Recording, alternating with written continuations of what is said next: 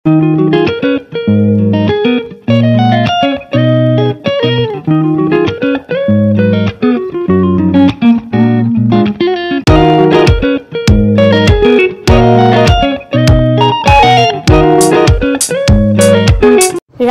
বা কিচেন ছোট হোক বা বড় হোক, আমরা হোম মেকাররা চাই সবসময় যেন রান্নাঘর নিট অ্যান্ড ক্লিন থাকে। কারণ দিনের বেশিরভাগ বা অনেকটা সময় আমরা রান্নাঘরেই কাটিয়ে থাকি। সেই কারণে বিশেষ করে আমি চাই যখনই রান্নাঘরে ঢুকবো যেন একদম নিট অ্যান্ড ক্লিন থাকে, পরিষ্কার পরিচ্ছন্ন থাকে, আর যেন তাতে রান্না বানাতে মনটাতে একটা পজিটিভ এনার্জি ভীষণভাবে কাজ করে। সেই রকমই ভাবলাম। আমার রান্নাঘরটা কিন্তু বেশ অনেক পুরনো, 18-19 বছরের পুরনো রান্নাঘর, নন মডিউলার ছোট রান্নাঘর।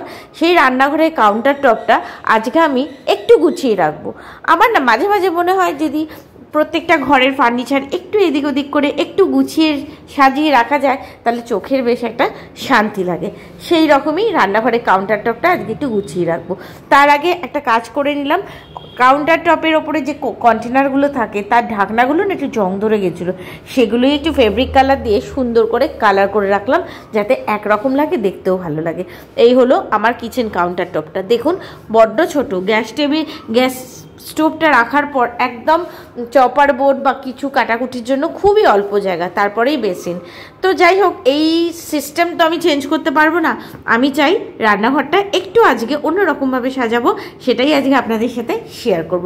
ভিডিওটা ভালো লাগলে চ্যানেলের সাথে থাকবেন, পাশে থাকবেন, আর চ্যানেলটা সাবস্ক্রাইব করে পাকাপাকি বন্ধুত্ব করে নেবেন। তো আগে দেখিয়ে দিলাম আমার রান্নাঘরটা আগে কীরকম ছিল। কিচেন কাউন্টার টপের সাইডে না দুটো কাচের এরকম সার্কেল করে, হাফ সার্কেল করে দুটো র্যাকও আছে, আর তার পাশে একটা শোকেস মতন আছে যেটা পুরো কাঠের ক্যাবিনেট। এটাই আমার একটা মানে স্টোরের অনেক জিনিসপত্র থাকে। কিন্তু আজকে দেখাবো এই কিচেন কাউন্টার টপটা আমি কি করে পরিষ্কার করব। মোটামুটি প্রতিদিন তো কিচেন কাউন্টার টপ রান্না হয়, পরিষ্কার পরিচ্ছন্ন করা হয়, কিন্তু এইভাবে একটুখানি ডিপ ক্লিনিং মোটামুটি আমি 10 দিনে একবার করে থাকি। না হলে তেল চিটে একটা ব্যাপার কিন্তু থেকেই যায়। যত কন্টেনারগুলো আছে সেগুলো প্রথমেই সরিয়ে নেবো। সরিয়ে নিয়ে পুরো গ্যাসের কাউন্টার টপটা একেবারে ফাঁকা করে নেবো, তাতে পরিষ্কার করতে অনেকটা সুবিধা হয়। দেখুন পুরোটা ফাঁকা করে নিয়েছি। প্রথমেই যে কাজটা করবো, এই যে কাচের তাকগুলো অনেক তেল চিটে হয়ে যায়, যেহেতু গ্যাস স্টোভের একদম সামনে থাকে সেই কারণে। কাউন্টার টপটা কিন্তু একদম ফাঁকা, আর কাউন্টার টপের সামনেই রয়েছে একটা বিশাল বড় জানলা, তাতে কিন্তু আলো হাওয়ার অনেক ভালো উপস্থিতি লক্ষ্য করা যায়। সব সময় আলো হাওয়া কোনো অভাব নেই আমার ছোট্ট রান্নাঘরটাতে। তো প্রথমেই কাচের তাকগুলো খুলে নেবো, এগুলো ভালো করে পরিষ্কার পরিচ্ছন্ন করব। বড্ড তেলচিটে হয়ে গেছিলো। 10 দিনে একবার যদি কাচের তাকগুলো একটু ডিপ ক্লিন করে নেওয়া যায় তাহলে কিন্তু একদম রান্নাঘর চকচকে ঝকঝকে থাকে।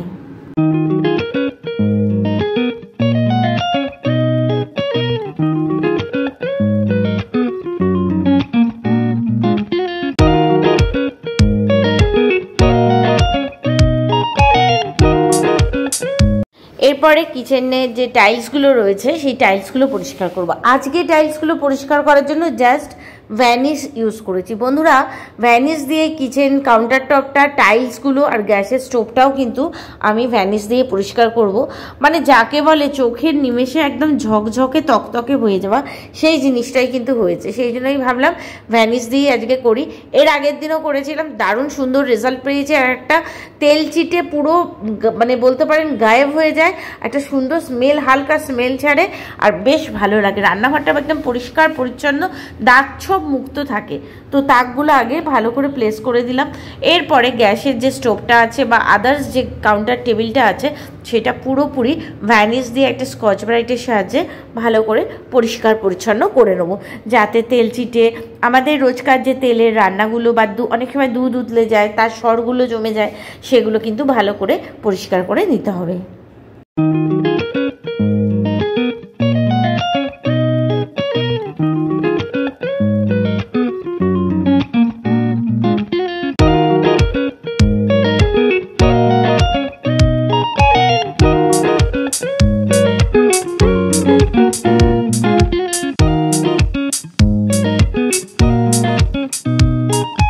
নানা ধরনের লিকুইড তো এখন পাওয়াই যায় মার্কেটে, সেই দিয়েও কিন্তু পরিষ্কার করা যায়, কিন্তু আমি দেখেছি ভ্যানিশ দিয়ে পরিষ্কার করলে এই রেজাল্টটা কিন্তু দারুণ হয়।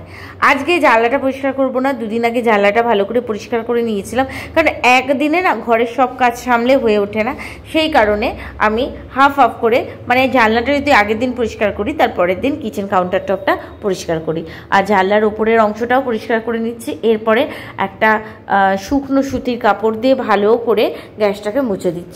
অনেকে জল দিয়ে ধুয়ে থাকেন, কিন্তু আমি জল দিয়ে ধুই না, আমি শুকনো কাপড় দিয়ে ভালো করে অল্প ভিজিয়ে নিয়ে গ্যাসটাকে মুছে নিই, তারপরে কলিন দিয়ে আর একটা শুকনো কাপড় দিয়ে ভালো করে পুছে নিই, তাতেই কিন্তু একদম সুন্দর গ্যাসের কাউন্টার টপটা হয়ে যায়।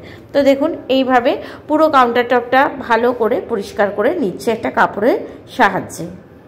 আমার মনে হয় রান্নাঘর যদি সবসময় পরিষ্কার পরিচ্ছন্ন থাকে না, তাহলে রান্না করতে বেশ মন চায়, নিত্য নতুন রান্না করে পরিবারের সকলকে খাওয়াতেও ভালো লাগে। তো রান্নাঘরে কিচেন কাউন্টার টপটা পুরোপুরিভাবে পরিষ্কার হয়ে গেছে। এরপরে একটু ডেকোরেশন করে রাখার পালা। বড় বড় সিরামিকের তেলের জারগুলো আছে সেগুলো একদম টপে রেখে দিয়েছি, যাতে সবসময় ওটা হাতে লাগে না, যখন তেল ঢালতে হয় তখন রাখি। তারপরে সেকেন্ড তাকটাতে একটা পাতাবাহার রেখেছি, আর এখানে 3 কাচের জার রেখেছি, তার মধ্যে কিছু মশলা রাখি। এইখানটা একটু চেঞ্জ করবো, এখানে একটা ট্রে আমি রেখে দিলাম, তাক বলতে পারেন, এটা অ্যামাজন থেকেই পারচেস করেছি, আর একটা ছোট ট্রে এখানে রাখলাম। একটু বললাম না প্রথমেই হালকা একটু চেঞ্জ করে রাখবো। এখানে হরলিক্সের কৌটো, দুধের কৌটো, চিনির কৌটো, চায়ের কৌটোগুলো আছে। তো কৌটোগুলো প্রথমেই যেটা আমি করেছি, একদম সবকটা কৌটোর একই রকমের ঢাকনা, বললাম প্রথমের ভিডিওর প্রথমেই দেখিয়েছি, দেখতে ভালো লাগে প্রত্যেকটা কৌটো যদি একই রকম থাকে। তো বন্ধুরা এরপরে কৌটোগুলোকে সব এক একটা করে গুছিয়ে রেখে দিচ্ছি। দেখুন আমি এইভাবে রাখছি যাতে সব কিছু হাতের নাগালে পাওয়া যায়, আর জিনিসটা যেন ভালো লাগে, যাতে একটা কর্নার যেন খুব ব্রাইট হয়। রান্নাঘরে যখন সকালবেলা আসবো মনটা যেন একটা পজিটিভ ভাইবস কাজ করে, একদম পরিষ্কার পরিচ্ছন্ন, একটু গ্রিনারি ছোঁয়া, একটু কালারফুল থাকলে দেখতে কিন্তু ভালো লাগে, সেখানে কাজ করতেও ভালো লাগে। একটা গ্রিন টির কৌটো আমি এখানে রেখে দিয়েছি, জলের জাগটা রেখে দিয়েছি যেটা দিয়ে প্রতিদিন রান্নার কাজে লাগে, আর ট্রের ওপরে আমি ছোট ছোট তেলের কন্টেনারগুলো রেখে দিয়েছি, যেটা আমার শাশুড়ির আমল থেকে, সেগুলো আমি ফেলিনি, সেগুলো রেখেই দিয়েছি। বড় কৌটো থেকে এখানে রিফিল করে নিই, তারপরে সেটা রান্নার কাজে রাখি।